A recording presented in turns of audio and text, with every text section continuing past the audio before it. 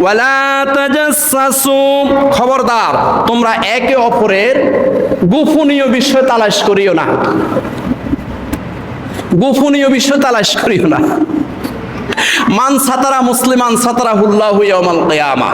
রাসূলুল্লাহ সাল্লাল্লাহু আলাইহি সাল্লাম বলেন, তুমি যদি কোনো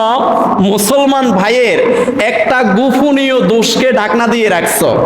ঢাকনা দিয়া গোপনে গোপনে তার সাথে দেখা করেছ, দেখা করে তাকে সংশোধন করে দিয়েছ, কাঁধের উপরে হাত দিয়া, মাথার উপরে হাত দিয়া,